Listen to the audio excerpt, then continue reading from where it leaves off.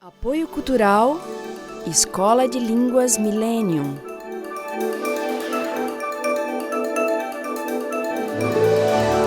Proton Editora.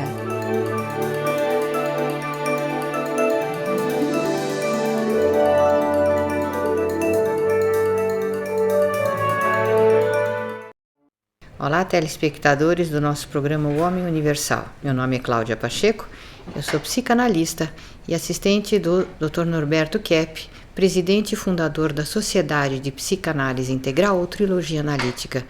Nós estamos, então, mais uma vez aqui reunidos para transmitirmos aos senhores o maior número possível de informações a respeito desta ciência trilógica que unifica os campos da ciência, da filosofia e da teologia, e as maneiras que essa ciência pode auxiliar ao cidadão comum, ao profissional na área de saúde, enfim, a todos aqueles que estão interessados em compreender melhor como que a vida interior do ser humano pode interferir e de fato interfere não só na sua vida orgânica, no seu ambiente familiar, profissional, mas até mesmo na natureza e na sociedade.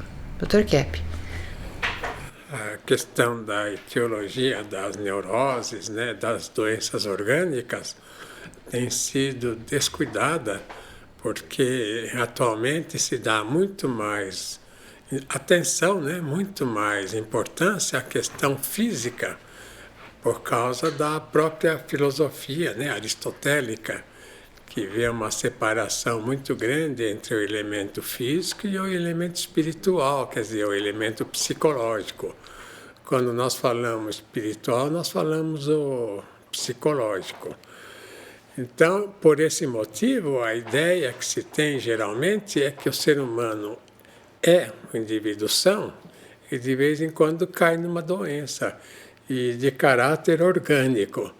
Então, o que acontece, né, que o processo de psicoterapia é praticamente ignorado, principalmente esse processo de psicoterapia em que aborda a questão teológica, né, a questão filosófica até, como o alemão fala, Weltanschauung, né, ou a questão espiritual. Então, é muito difícil quando a pessoa tem uma doença, ela entender de que aquela doença do corpo, né, ela veio principalmente daquilo que se chama de alma, quer dizer, da parte espiritual, né, da parte psicológica.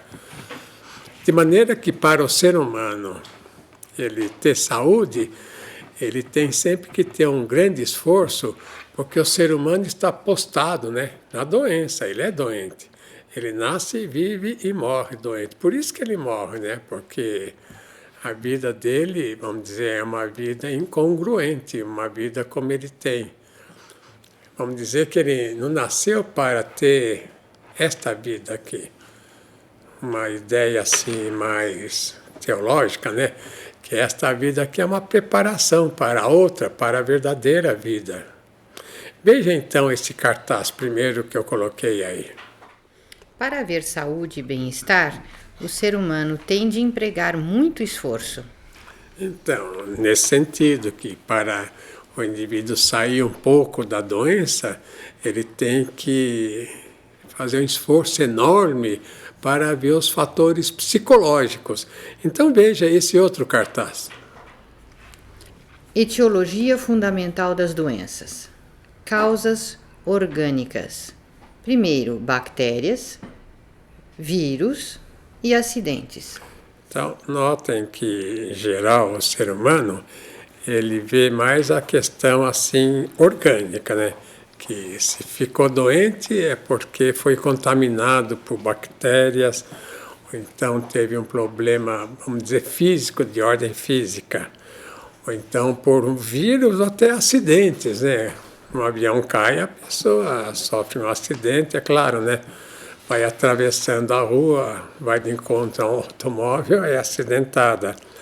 Mas as causas mais importantes são essas segundas. Veja novamente no cartaz. Causas psicológicas: sentimentos negativos, ideias negativas e desarmonia das formas. São as três causas fundamentais, né, da vida psíquica. Quando fala em sentimentos, o sentimento genuíno, o verdadeiro, é o afeto, né, o amor. A inveja, a arrogância, a avareza, a fúria, são antissentimentos, são negações ao amor. É por isso que está escrito aí sentimentos negativos. Quer dizer, se a pessoa não tem o sentimento de amor, ele está num antissentimento. Portanto, a causa psicológica fundamental é mais ligada aos sentimentos negativos. O indivíduo quer pensar, por exemplo, que um delírio é certo, se ele quer pensar que ele vai ser imortal, vamos dizer. Isso é um delírio, né? Ele não vai ser imortal nesta vida. Então, é uma ideia negativa. Então, o indivíduo fica doente geralmente por quê, né? Porque tem inveja, megalomania, etc., e tem também ideias fora da realidade. E a desarmonia das formas, que é o terceiro elemento, é a questão da estética, né? Se o indivíduo não tem uma certa estética na vida, não gosta, por exemplo, não gosta de música, é um mau sinal. Não gosta de pintura ou de arquitetura, de qualquer tipo de arte, é um mau sinal. Acha o belo secundário na vida, né? No seu ambiente de trabalho, na sua casa. Isso é um mau sinal. Se o indivíduo é verdadeiro, ele faz tudo para viver o belo, né? E se ele tem sentimentos bons, o belo faz parte dos sentimentos bons. Agora, veja em seguida a causa fundamental, né? Causa psicofisiológica: toxinas oriundas da vida psíquica. Então, o que eu quero dizer, né? Que através, né, desse cartaz, nós notamos que a causa fundamental é a falta de equilíbrio interno na pessoa. E com isso as bactérias, vírus, os acidentes acontecem e a pessoa cai doente. Então veja finalmente a última sentença. Tratamento: primeiro, psicoterapia. E segundo, tratamento de processo orgânico. Aqui embaixo o senhor escreve: primeira causa é a psicológica e a segunda causa a fisiológica. Mas então, notem que até nisso o mundo está invertido, né? Coloca a doença na questão orgânica. Por exemplo, a pessoa tem pressão alta, ou então pressão baixa, tem uma doença qualquer, resfriado constante, tem qualquer tipo de sintoma orgânico, então faz o tratamento orgânico e não vê que existe uma causa do orgânico anterior ao orgânico. E a causa é psicológica. Sem a psicoterapia, portanto, não há cura. Agora, eu queria mostrar um autor que começou a tratar da questão psiquiátrica no sentido que nós tomamos. Veja aí o cartaz. Emil Kraepelin. Ele é um autor alemão, psiquiatra, e ele foi o primeiro a notar que as pessoas doentes, as pessoas internadas no hospital Burgersli, onde ele trabalhava, eram pessoas que tinham muita mania de grandeza. Ele não conseguia estabelecer diálogo com aqueles doentes. Ele queria conversar, fazer uma psicoterapia e não conseguia conversar. Quer dizer, é interessante essa questão que a pessoa doente não faz diálogo. Ela não aceita a ideia do outro, ela só fica na ideia dela. E geralmente são ideias errôneas. Então, notem que depois que o ser humano desenvolveu, então, toda essa doença psicológica e não tem consciência, não trata, Veja a parte da questão social, o que o ser humano criou que acabou de estragar a sociedade. Veja lá. Produção para o mal. As indústrias mais desenvolvidas atualmente na nossa sociedade são, primeiro, a de bebidas, whisky, pinga, vinho, cerveja, vodka. A segunda, a indústria farmacêutica, que provoca a intoxicação. Terceiro, armamentos para a destruição. Quarto, carros, poluição. Quinto, química, produtos tóxicos. Mais de 90% da produção do mundo é prejudicial para a saúde psíquica e física do ser humano. Então, notem, né, que, é claro, a questão de bebida, eu não preciso comentar, né, que até mesmo a questão do vinho é um fato interessante. Quando fala que Cristo fez a Eucaristia com o vinho, não é bem assim, porque, inclusive, naquela época, o povo judaico não bebia álcool, era mais suco de uva mesmo. E agora é uma indústria muito desenvolvida. As farmacêuticas, né, que intoxicam o povo. Tem um autor antigo que fala o seguinte, que, em geral, a medicina cura a doença, mas mata o doente. Que, veja, né, a pessoa tomando um medicamento, a doença passa de um órgão para outra. Ou então, em vez de ver a parte psicológica, fica concentrado na parte orgânica. Em terceiro lugar, né, armamentos, que é o maior gasto atualmente. É para destruir. Então, por que tem, vamos dizer, Estados Unidos, 13 mil bombas atômicas, se bastam 3 para destruir a humanidade? Então, nota o grau de doença que o ser humano está, como ele quer destruir mesmo. O carro, né, que destrói o ar, né, as águas, a química, né, que o indivíduo coloca produtos químicos, né, agrotóxicos, e depois come a comida que ele envenena. É um suicídio. Então, o que acontece? Um cartaz aí, veja bem. Qual é a origem da sanidade? É o bem, a descontração, a difusão. Porque o bem é difusivo por si. Uma pessoa boa, ela difunde, assim, uma energética boa. É por isso que o ser humano se sente bem perto de uma pessoa boa. Então ele difunde, né, o bem de si, que dá a verdade, a estética e a ética, né? O bem se expande, né? É por isso que é curativo. Então veja novamente o cartaz, o que fala lá. O mal vem da contração, do fechamento da pessoa. Então por que a pessoa adoece? Por causa dessa contração, que a pessoa se torna ela mais autossuficiente, né, teomânica, ela se torna mais contraída e achando que é a dona da verdade. Então a questão da inveja, da megalomania, do egoísmo, leva a pessoa a se contrair e daí as enfermidades. Nós já voltamos, né, Frata? Já.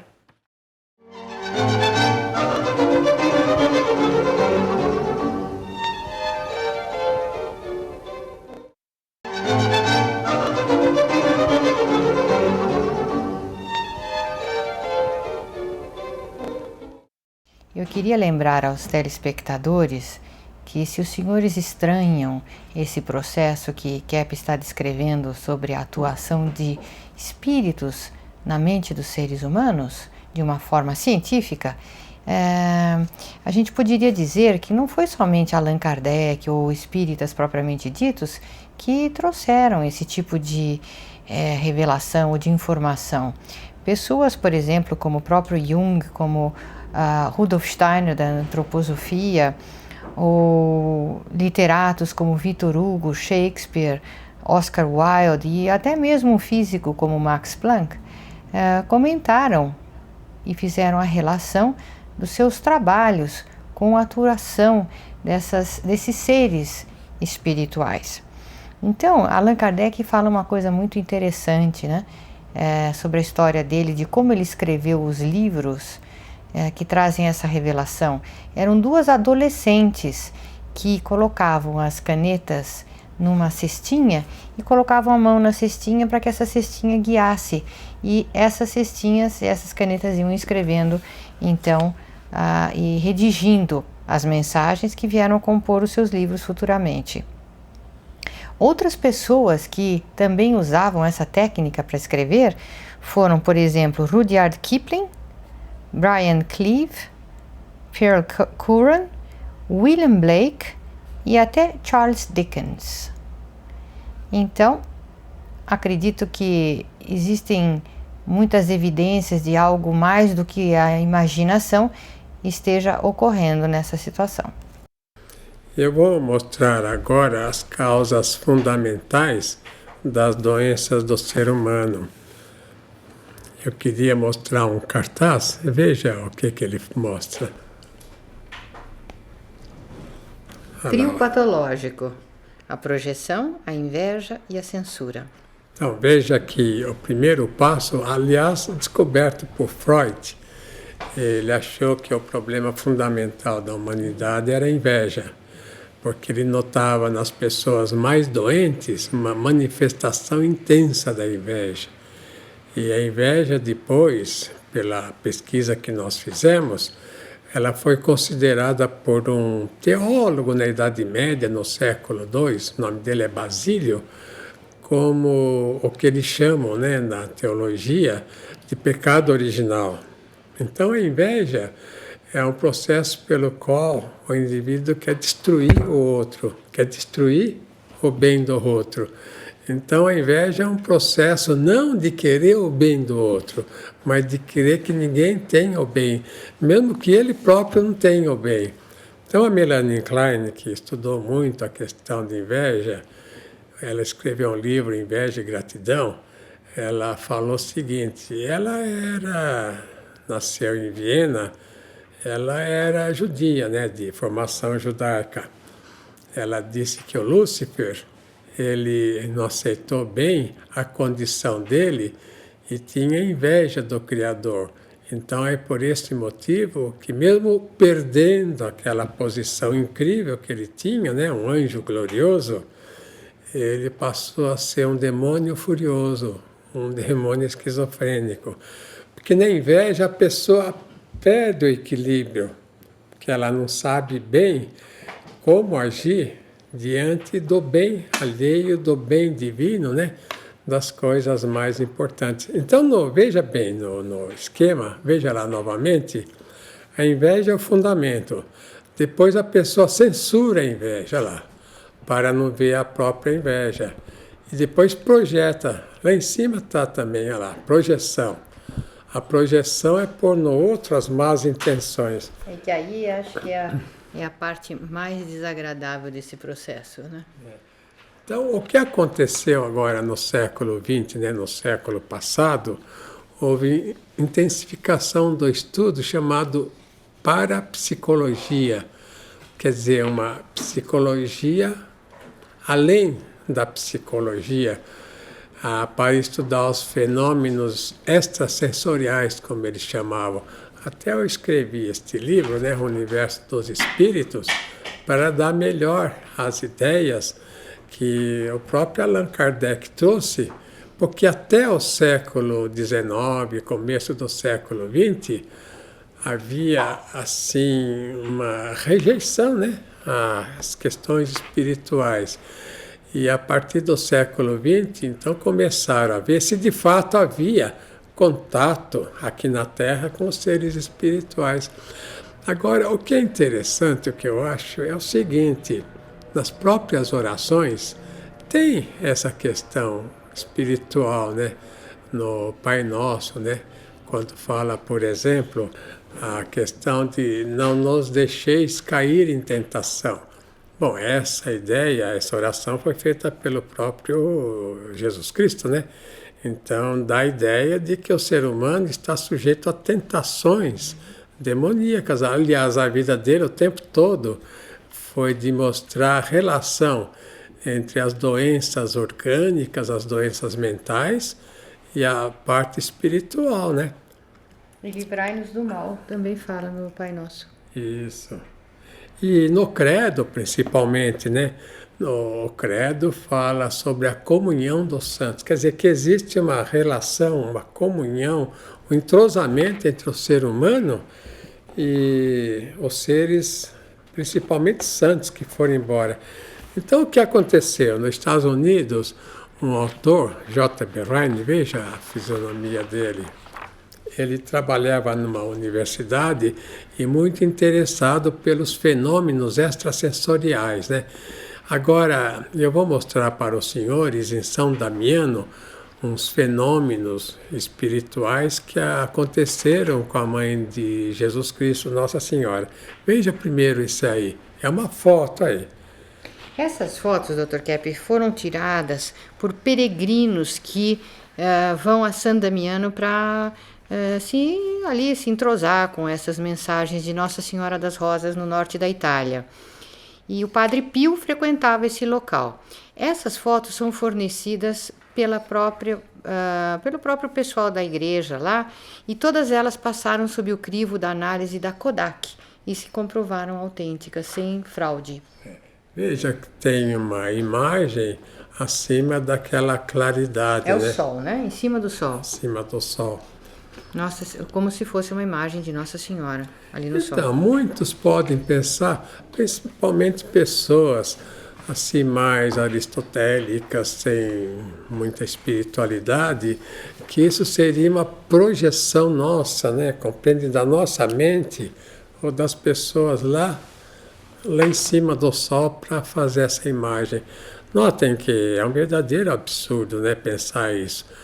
Por que já não pensa de um modo certo que é uma manifestação espiritual, inclusive de muitas pessoas que eu conheci, uma senhora, ela morava no interior, veio para São Paulo e ela era muito religiosa. Ela foi àquela igreja lá no Largo São Francisco e não tinha emprego. Então lá ela pediu arranjar um emprego bom para ela. E apareceu uma moça, falou, não, eu sei onde precisa de uma empregada, vem aqui que eu vou levá-la. E levou para a Avenida Brigadeiro Luiz Antônio, numa casa. E ela foi lá e disse, a senhora está precisando de uma empregada doméstica? Eu estou aqui. Ela falou, mas quem encaminhou você aqui? Eu estou precisando, sim.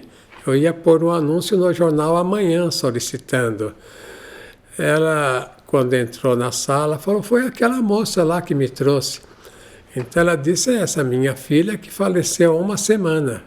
Veja, a própria pessoa, né? Vamos dizer, o fantasma, a pessoa que havia falecido é que arranjou um emprego para ela. Mas, então veja o seguinte, né, que essa questão espiritual foi muito importante quando Allan Kardec trouxe novamente esses conceitos para que a sociedade prestasse atenção a esse mundo espiritual que nos rodeia, né? E daí é o motivo de eu ter escrito esse livro. Vamos ver agora as perguntas, né? Em geral, o povo tem noção de que o ser humano está rodeado por espíritos. Aqui um exemplo de terapia onde uma senhora relatou o seguinte: tenho várias crianças que tomo conta e a maioria diz que vê demoninhos rodeando, instigando-as ao mal e fazendo a maior algazarra. O que acha disso? Fico tão espantada que até começo a acreditar que existem mesmo. Então é interessante isso, porque quando um adulto tem visões, então a tendência do tratamento é medicá-lo, né? Como se isso, o fato de ter visões, fosse um sinal de psicose. E não que é algo fundamental para a vida da pessoa ela perceber as influências espirituais na sua vida. Porque realmente só uma pessoa assim que é muito doente é que não nota e nem desconfia das influências espirituais malignas que existem. Então, o Dr. Kepp escreve neste livro, né, que a conduta primordial na doença é a de destruir tudo. Então, pode notar, quanto mais neurótica ou psicótica é a pessoa, mais ela destrói a vida delas, amizades, as finanças, a saúde, através dos vícios e tudo. E então, com este livro, o Dr. Kepp mostra que há uma semelhança muito grande com o universo espiritual, né? O que a ideia que se tem desses seres espirituais malignos. Bom, nesse livro, O Universo dos Espíritos, o Dr. Kepp coloca já na contracapa um pensamento filosófico teológico muito interessante. Vejam, senhores, temos de corrigir a ideia de que Deus nos criou do nada, para dizer que do nada não pode vir coisa alguma. Mas isso sim, viemos do ser divino, onipotente, como sendo uma espécie de emanação dele, motivo pelo qual somos eternos e principalmente seres espirituais, que podem viver numa dimensão infinita já neste mundo.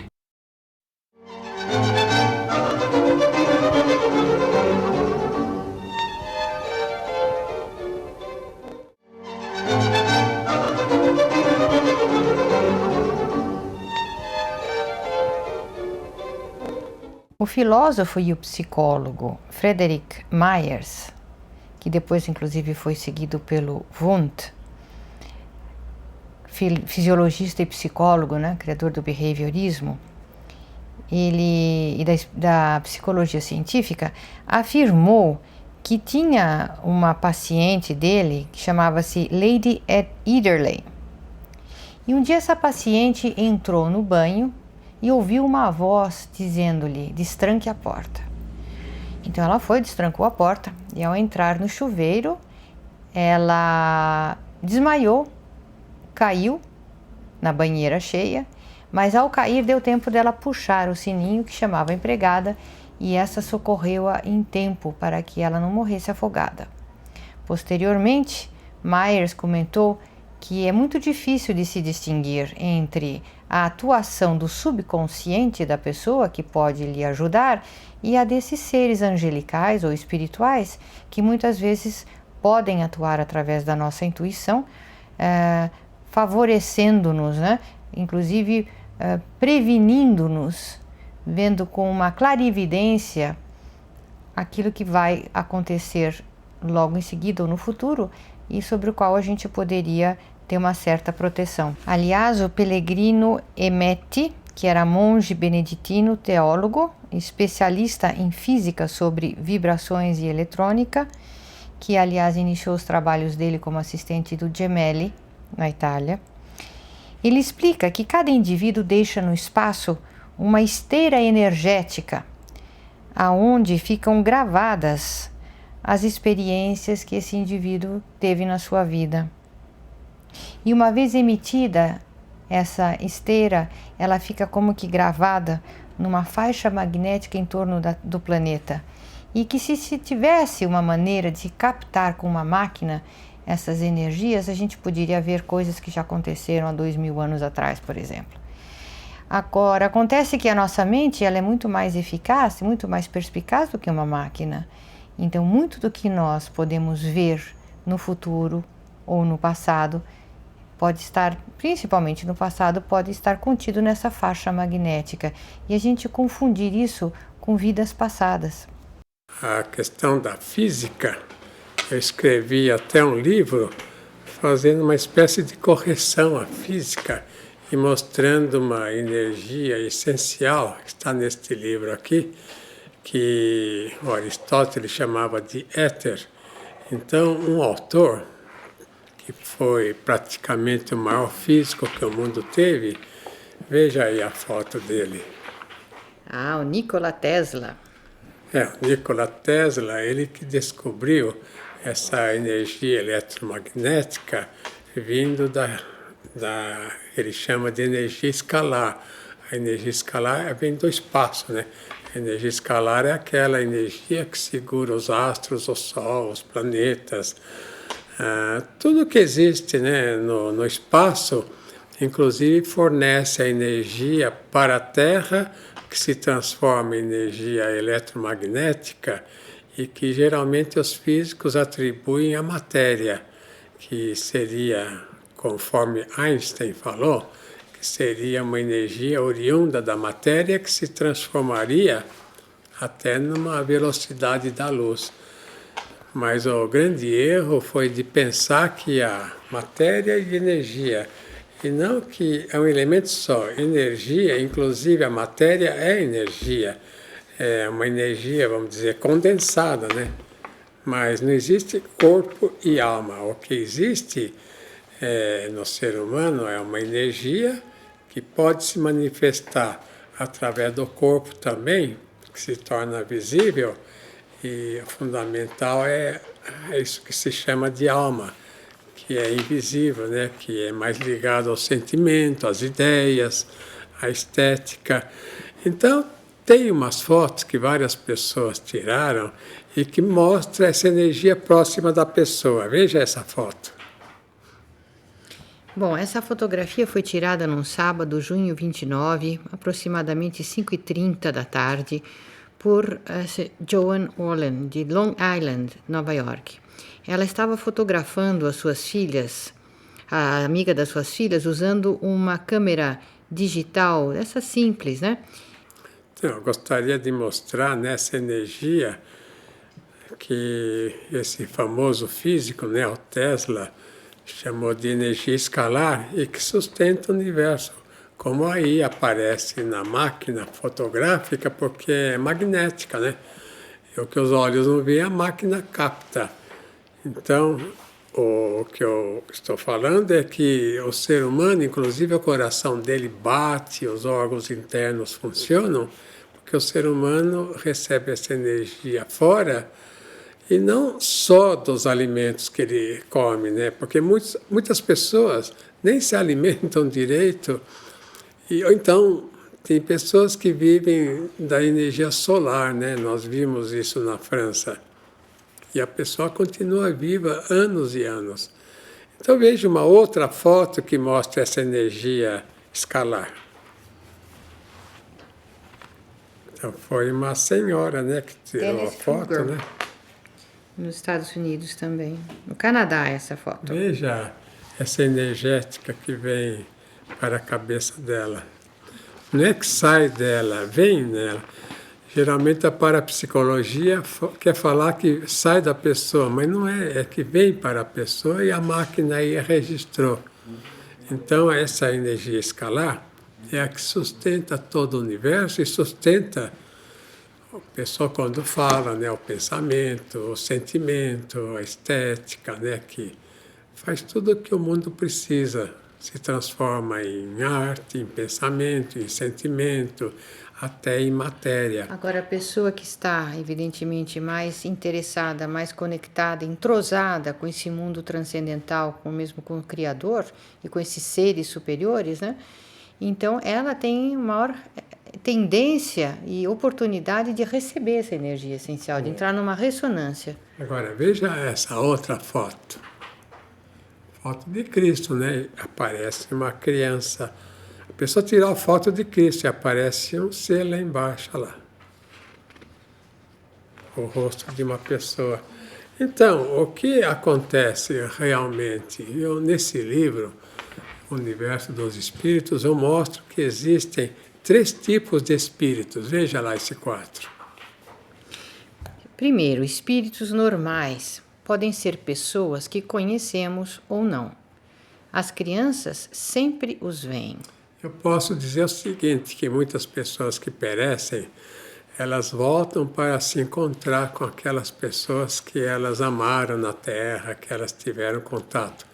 Isso acontece muito com crianças. Eu conheci o caso aí de um professor, ele ia perto de Cananéia dar aula, ele fazia um trajeto a cavalo lá, e nesse trajeto ele encontrou um amigo dele, que ele sempre conversava lá nessa região, e o amigo veio pedir desculpas porque não tinha dinheiro para pagá-lo.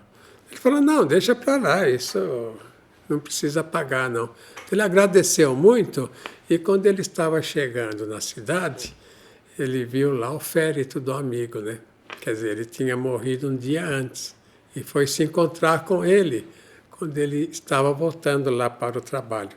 E veja novamente o cartaz. Segundo, espíritos angelicais que acompanham o ser humano ajudando-o no bem inspiram os homens a realizar o bem.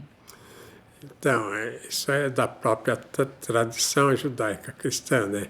Que fala de anjos e de demônios, mas os demônios eram também anjos um dia. E o ser humano, ele pode ser um dia um ser angelical e pode ser um ser demoníaco, conforme a direção que ele siga na vida. Depois veja em terceiro lugar. Espíritos demoníacos que atacam o ser humano, levando-o para as enfermidades. Estão muito presentes nos sanatórios, prisões e até casas antigas, como na Inglaterra, França, Estados Unidos. Isso é uma coisa tradicional, né? Observação. Só as pessoas muito equilibradas é que percebem a presença desses espíritos. Então, veja que, ao contrário, né, do que falam, as pessoas, para perceber a existência de espíritos, sejam os bons, né, os anjos, algo divino, sejam então os demônios, a pessoa tem que ter um equilíbrio muito grande, uma clareza muito grande de ideias, senão não consegue notar que existem esses espíritos. Agora, veja mais uma foto. Foto obtida em 1959 por Mabel Chimney, num cemitério inglês. Ela havia acabado de fotografar a tumba de sua mãe e então tirou uma foto de seu marido que estava esperando no carro. Ele estava sozinho no veículo, mas a imagem da mãe de Mabel surgiu no assento traseiro. Um especialista em fotografias examinou o original para um jornal inglês e declarou que a foto era autêntica. Então, eu quero dizer o seguinte, vocês que nos assistem nesse programa, nesse momento, ao lado de vocês, na sua casa ou fora da casa, tem muitos espíritos. Então, não é o caso de ter medo. As pessoas geralmente têm medo de ver a presença de espíritos como se fossem todos ruins. Não, não é assim. De maneira que o importante é notar que esses espíritos têm que ser, vamos dizer, conscientizados para que a pessoa se defenda daqueles que não são bons. Nós já voltamos, né?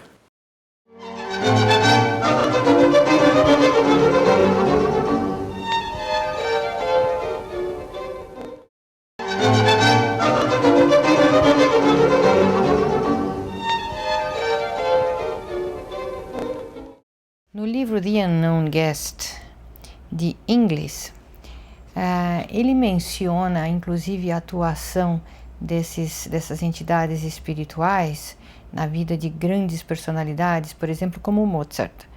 E o próprio Mozart, respondendo como ele compunha as suas canções, ele dizia o seguinte: viajando em uma carruagem, caminhando após uma boa refeição ou à noite quando não posso dormir, minhas ideias fluem melhor e mais profusas. De onde e como elas vêm, não sei. Tampouco posso forçá-las. Não que eu ouça na imaginação as partes, uma após outra, mas todas ao mesmo tempo.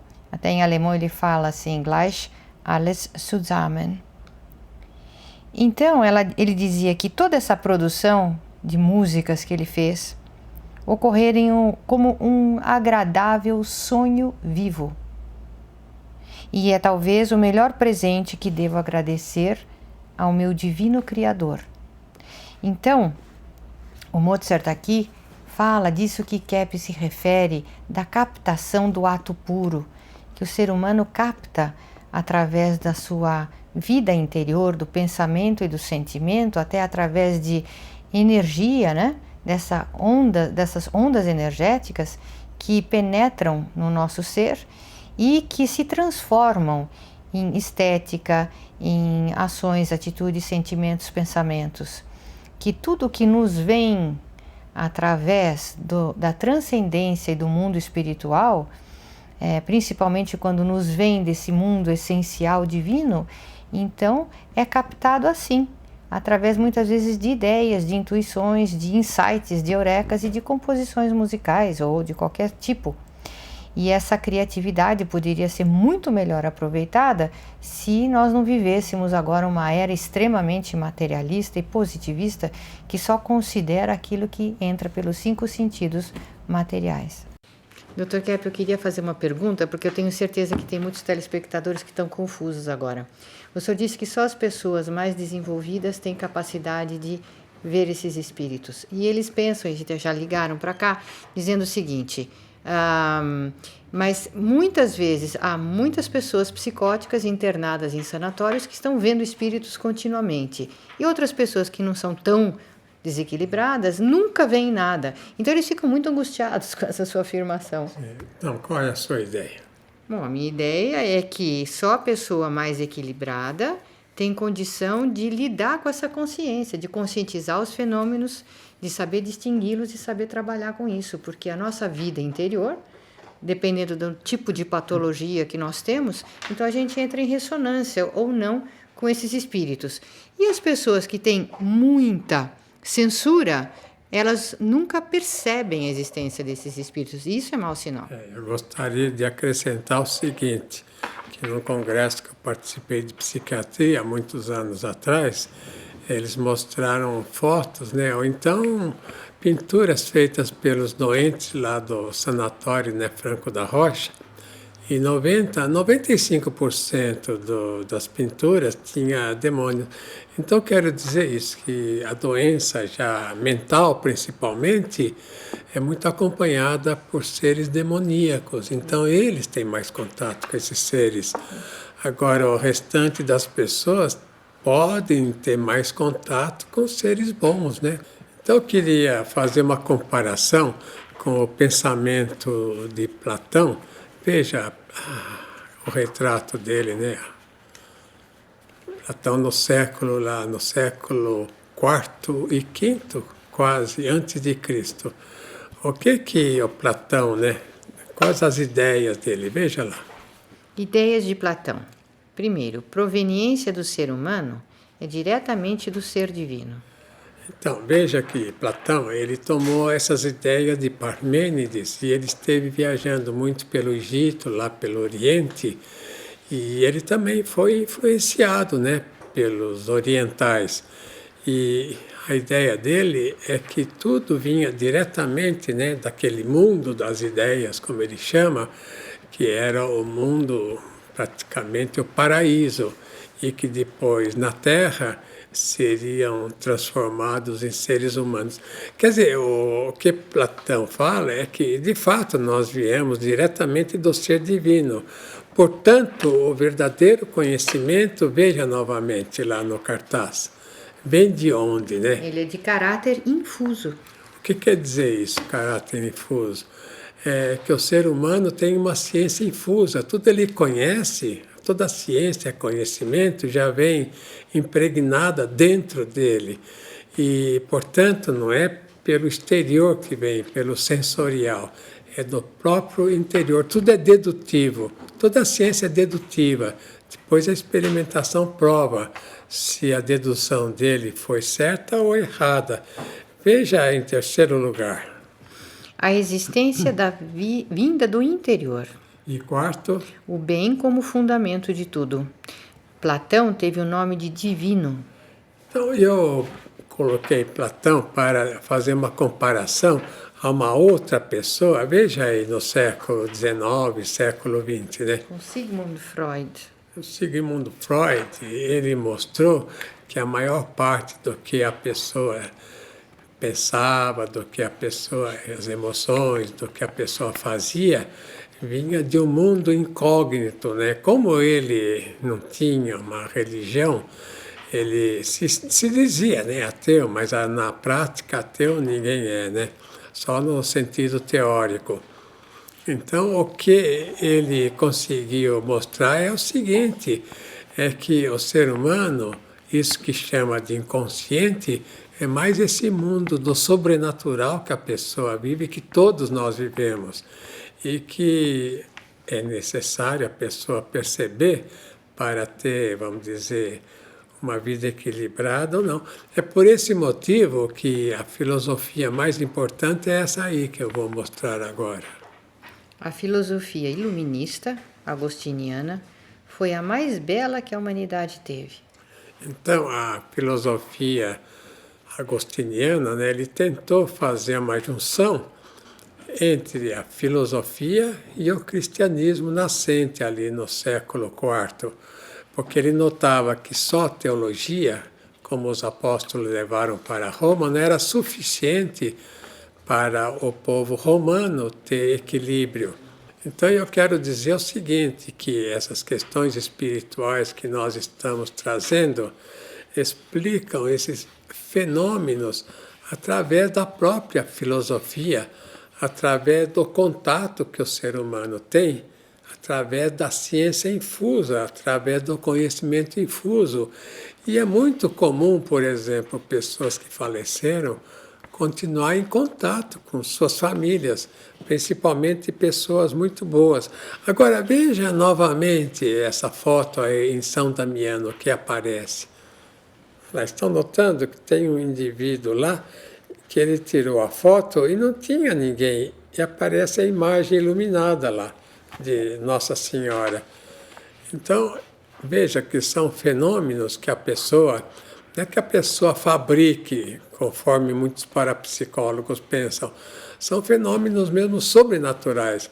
A nossa vida neste mundo é uma vida sobrenatural, 90%, e 10% sensorial. Agora, nem sempre, né, as fotos tiradas mostram uma figura boa. Veja essa nova foto aí. É no mesmo local, lá em São Damiano. É, o que aparece na sombra, né? Parece um rabo, né? Parece uma figura demoníaca. Parece uma projeção da atitude demoníaca que muitos seres humanos têm, né? Então eu gostaria novamente de mostrar uma outra foto tirada em Chicago. Veja lá. Essa figura lá, ela não estava lá sentada, só apareceu na foto. Parece uma figura transparente de uma mulher sentada numa lápide. A foto foi tirada, né, e os presentes não conseguiram percebê-la. Isso. Em seguida, eu gostaria de mostrar uma sentença, veja lá. Não vivemos nem 10% do que somos. Então, o que eu quero dizer é isso, é que a maior parte do que somos é mais esse mundo transcendente que nós vivemos. Então, veja uma nova sentença. A enfermidade do ser humano vem de seu desejo de não ser o que ele é. Que ele seja um ser espiritual, né? Um ser em contato com a transcendência. Agora, eu gostaria de mostrar rapidamente um código de ética que teria que ser aplicado para a humanidade, sair um pouco dessa atitude. Eu não falo materialismo, porque o material é divino também, mas da atitude negativa que o ser humano tem de um contra o outro por causa da inveja. Veja o código de ética que teria que ser imposto.